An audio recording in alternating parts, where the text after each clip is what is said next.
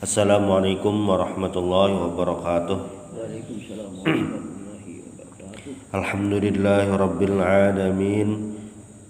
Wassalatu wassalamu ala asyrafil anbiya'i wal mursalin sayyidina wa maulana Muhammadin wa ala alihi wa sahbihi ajma'in. Wa la hawla wa la quwwata illa billahil aliyyil azim. Qala al-musannif rahimahullah ta'ala wa nafa'ana bi'ulumihi wa bikum fid dharain amin. Faslun wa yajuzu lil musafiri qasru sholati rubaiyah bi khamsi syara'ita ay yakuna safaru fi ghairi ma'siyatin wa an takuna masafatuhu 16 farsakhan wa ay yakuna muaddiyan lis sholati rubaiyah wa yanwi al qasra mal ihram wa alla yatamma bi muqimin. Faslun, ini bab yang baru. Di pertemuan sebelumnya itu membahas tentang sholat berjamaah dan pentingnya sembahyang berjamaah. Lalu ini tentang rukhsah dari Allah Subhanahu wa taala. Wa yajuzu lil musafiri qasrus shalatir rubaiyah. Boleh bagi musafir qasrus shalatir rubaiyah, memendekkan sholat yang 4. Di surah Nisa ayat 101, wa idza darabtum fil ardi falaysa 'alaikum junahun an taqsuru minas salati, mengqasar salat. Nah, dalam agama ini ada ngarannya azimah, ada ngarannya rukhsah. Sembahyang zuhur 4 rakaat, sembahyang asar 4 rakaat, sembahyang isya 4 rakaat itu ngarannya azimah. Rukhsahnya yaitu dikasar, boleh jadi 2. Azimahnya puasa bulan Ramadan. Rukhsahnya bagi yang garing boleh kada puasa. Jadi sholat itu wajib, sembahyang itu wajib selama masih hidup lawan sadar. Bilanya koma, nah itu lain.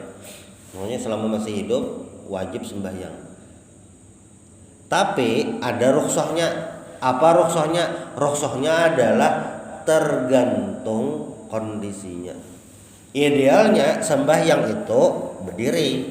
Kada kawa berdiri boleh berduduk. Nah berduduk ini ngarannya rukhsah. Kada kawa berduduk berabah. Nah ini ngarannya rukhsah. Sembahyang wajib 5 waktu itu digawi berdiri, itu azimahnya. Nah bilanya berduduk berabah itu ngarannya rukhsah. Termasuk sembahyang bagi yang musafir kayak apa, apakah wajib atau kada? Ya tetap wajib sembahyang. Tetapi karena musafir dalam perjalanan ada rukhsah, keringanan dari Allah Subhanahu wa taala. An Ya'la bin Umayyah qala qultu li Umar bin Al-Khattab radhiyallahu anhu, ujar Ya'la bin Umayyah, aku pernah berkata kepada Sayyidina Umar bin Khattab radhiyallahu anhu, laisa 'alaikum junahun an taqsuru minas salati in khiftum ayaftinakumul ladzi kafaru faqad aminan nas. Nah, di ayat yang tadi, ayat 101 surah An-Nisa tadi, laisa 'alaikum junahun, tidak ada beban, tidak ada dosa bagi kalian. Laisa 'alaikum junah an taqsuru minas salati, mengqasar sembahyang, in khiftum, apabila kalian takut, ayaftinakumul ladzina kafaru, bahwa memfitnah orang-orang yang kafir. Faqad aminan nas, wah ini kita sudah masa aman. Nah, faqala ajibtu ma ajibta minhu fasa'altu Rasulullah sallallahu alaihi wasallam an dzalik. Lalu ujar Sayyidina Umar, aku gin bahari pernah juga bingung kayak itu mengqasar sembahyang ini dahulu ini karena sebab perang itu. Lalu wah ini kada ada perang lagi, kayak apa itu? Nah aku jin bahari Sayyidina Umar pernah bingung kayak itu juga, aku takuni Nabi. Lalu ujar Nabi apa? Sadaqatun, keringanan sembahyang itu, boleh mengqasar sembahyang itu adalah sadaqatun tasaddaqallahu biha alaikum faqbalu sadaqatahu. Rukhsah itu adalah sedekah yang tasaddaqallahu biha alaikum, yang Allah beri kepada kita. Bahasanya dispensasi, bonus yang Allah berikan kepada kita, bahwa boleh sembahyangnya di handapi, boleh sembahyangnya dikurangi rakaatnya. Lalu ujar Nabi apa? Faqbalu shadaqatahu, terimalah sedekahnya. Jadi bilanya dalam perjalanan boleh mengqasar. Nah, cuma ada syaratnya. Nah, hadis ini juga wa hadza yadullu ala anna qasras salati laisa khassan bihalatil khaufi. Hadis yang tadi yang kisah Ya'la bin Umayyah lawan Sayyidina Umar ini menceritakan tentang sembahyang mengqasar ini tidak khusus hanya dalam keadaan khauf, ketakutan, atau lagi keadaan perang. Pokoknya dalam keadaan lain itu juga boleh mengqasar. Dalam hal ini adalah safar, mengurangi sembahyang. Nah, ini ngarannya rukhsah dari Allah Subhanahu wa taala. Jadi sembahyang itu wajib dan dikerjakan sesuai kondisinya, itu macam-macam, kada sama. Bilanya sembahyang orang garing kaine, sembahyang orang kayak yang lain beda lagi. Makanya ada dalam fikih ini pembahasan sholatul khauf secara arti sembahyang khauf, sembahyang ketakutan. Cuma maksudnya sholatul khauf ini adalah sholat yang dikerjakan dalam keadaan perang. Jadi walaupun perang, kita bahari melawan Belanda misalnya, melawan Jepang, walaupun perang sampai waktu sembahyang itu tetap wajib sembahyang. Nah, tapi karena ini kondisi mendesak, cara sembahyangnya belain pada biasa. Salah satu caranya tuh berjamaah. Misalnya musuh tuh ini arah kiblat, musuhan hadap kiblat. Nah, maka di sepertama turun berdahulu maksudnya rukuk, sujud.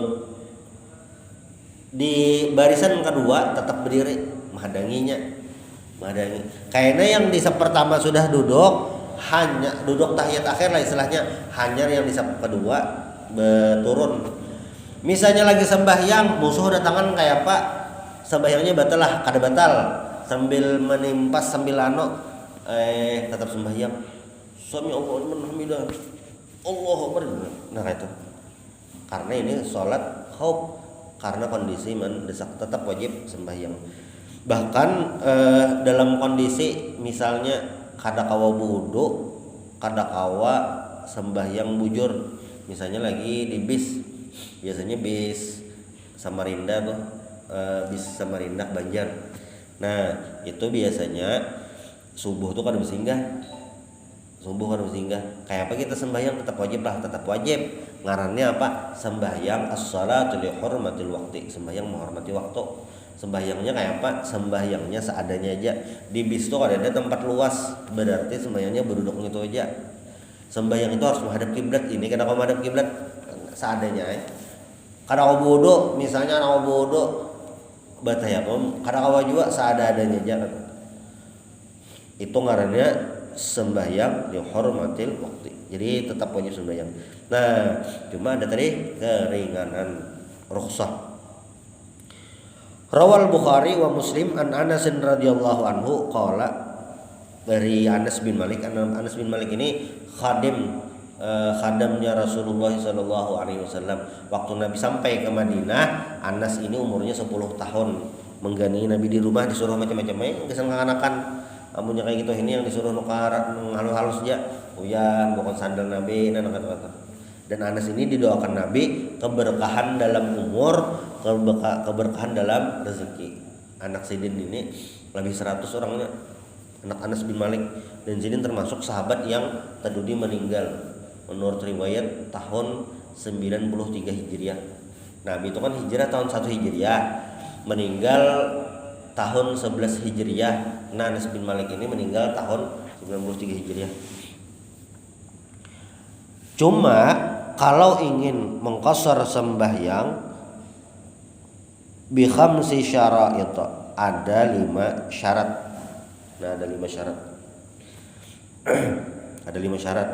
Nah, kisah Anas bin Malik tadi ujar Sidin, "Shallaitu dhuhra ma'a Nabi sallallahu alaihi wasallam bil Madinati arba'an. Aku salat zuhur bersama Nabi sallallahu alaihi wasallam bil Madinah di Madinah arba'an 4 rakaat. Aku sembahyang lawan Nabi sembahyang zuhur 4 rakaat di Madinah. Wal asra bi Dzulhulaifah rakaataini, dan sembahyang asar di Dzulhulaifah. Dzulhulaifah ini salah satu tempat di luar kota Madinah. Rakaataini 2 rakaat. Nah, berarti apa? Berarti Nabi dan Anas ini sedang melakukan perjalanan. Pas di jalan, ngaran tempatnya Dzulhulaifah, Nabi mengqashar 2 rakaat. Rawal Bukhari ta'liqanna. Syarat-syarat mengqashar. Yang pertama, ayyakuna safaruhu fi ghairi maksiatin. Yang pertama adalah bahwa perjalanannya itu safarnya fi ghairi maksiatin, bukan untuk kemaksiatan. Perjalanannya ini lain gasan anak merampok orang, perjalanannya ini lain gasan anak main judi, perjalanannya ini lain gasan menukar sabuk lain. Tapi ini perjalanannya yang ibadah, bahkan yang mubah boleh aja kan. Yang jelas lain perjalanan maksiat. Kenapa? Karena perjalanan maksiat itu kada boleh dapat rukhsah dari Allah Subhanahu wa taala. Cuma jubangnya maksiat tapi rajin aja sembahyang. Bagus aja, Bang. Yang penting kada kawa mengqashar karena perjalanannya maksiat. Nah, untuk mengqashar ini sebabnya cuma satu tadi, karena safar perjalanan. Karena kawan yang lain garing Bang, garing lain mengqashar karena kawan juga. Jadi yang dalam perjalanan, karena dalam perjalanan itu di ungkapan orang itu tentang safar ini, as-safaru qit'atun minal azab. Safar itu, perjalanan itu adalah salah satu bagian daripada azab siksaan. Karena apa? Safar ini uyuh, makanya dapat rukhsah dari Allah Subhanahu wa taala. Mau kada uyuh Bang Jan, mulai sini tulak bawa pesawat ke Jakarta, mengqashar kah atau kada kah? Mengqashar. Kenapa? Karena yang jadi ukuran itu, yang dianggap itu adalah perjalanannya, bukan uyuh kadanya. Walaupun ke Jakarta kada uyuh bawa pesawat, tapi karena jaraknya jauh, nah itu, dan ini perjalanan, maka boleh mengqashar. Wa antakuna masafatuhu sittata asyara farsakhan. Jaraknya adalah 16 farsakh. 16 farsakh. Rawal Bukhari ta'liqan fi taqsir as-salati babun fi kam tuqsarus salatu. Imam Bukhari menjelaskan di bab mengqashar sembahyang. Wa kana Ibnu Umar wa Ibnu Abbas radhiyallahu anhuma yaksurani wa yuftirani fi arba'ati burudin wa hiya 16 farsakhan. Ibnu Umar dan Ibnu Abbas ini mengqashar lawan berbuka puasa, siden kada puasa 4 burud itu yaitu 16 farsakh. Wah, ini 16 farsakh itu tusawi ahadan wa thamanina kilometran takriban, kurang lebih 81 km. Wa mithluhu yaf'alu tauqifan ay bi'ilmin an Nabi sallallahu alaihi wasallam. Nah, itu jaraknya itu adalah 16 farsakh atau 2 marhalah.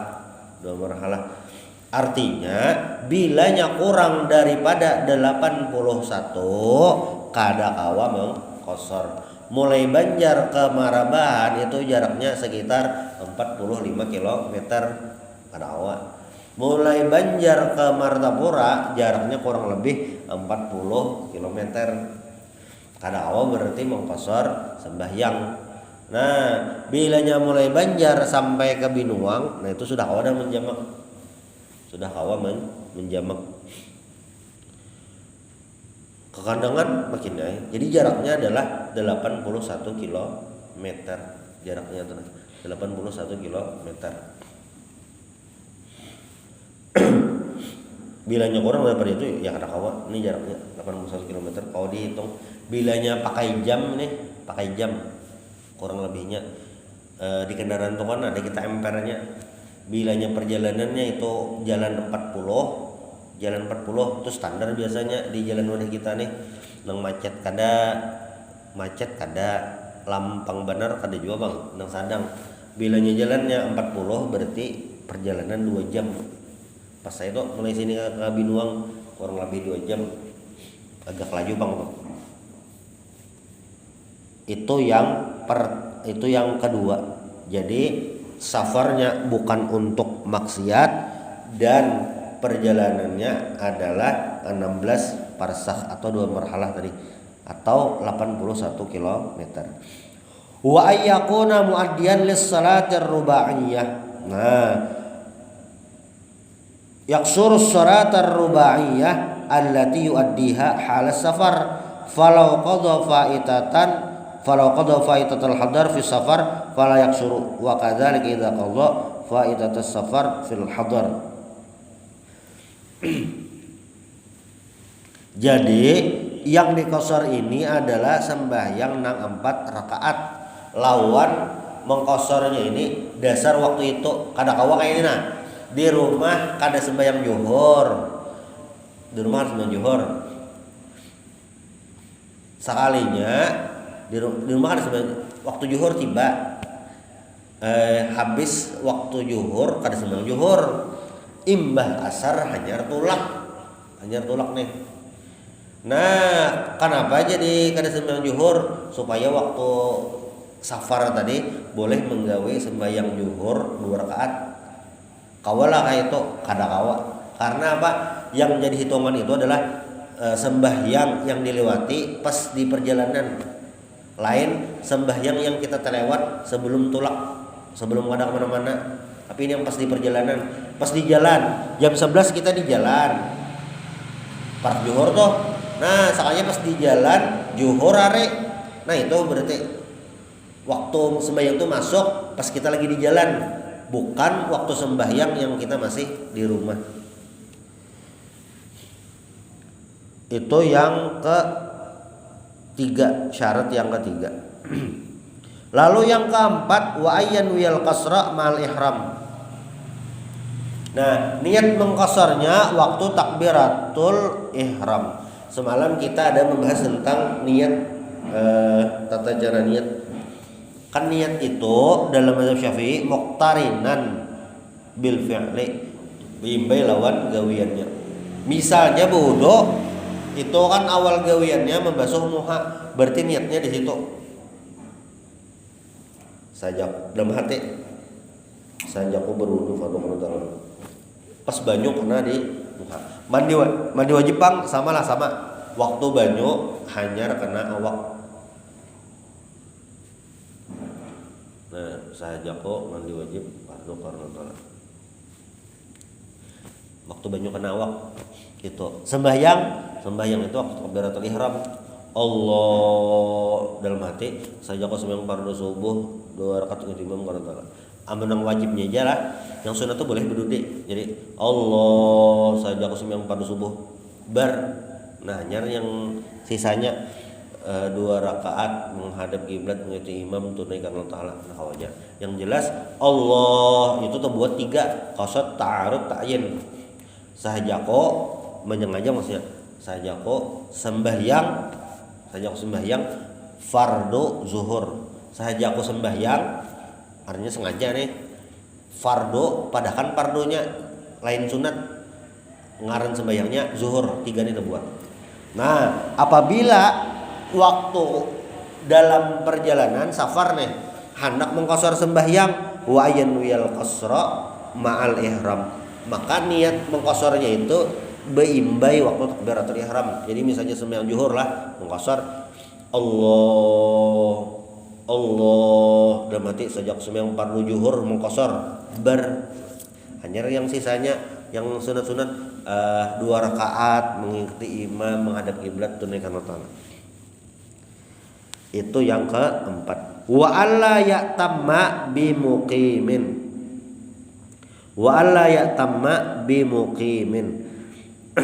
li khabari Ahmad bin Hanbal an Ibnu Abbas radhiyallahu anhuma su'ila ma balul musafiri yusalli rak'ataini idzan farada wa arba'an idza tamma bi muqimin faqala tilka sunnah. Nah,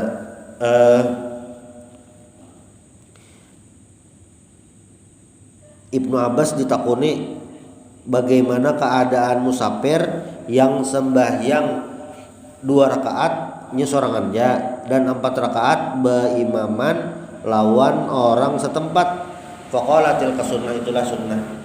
Jadi apabila seorang musafir sembahyang itu kada boleh mengikuti orang setempat bilanya hendak mengqasar. Misalnya tadi tulak jam 11 mulai Banjar, tulak jam 11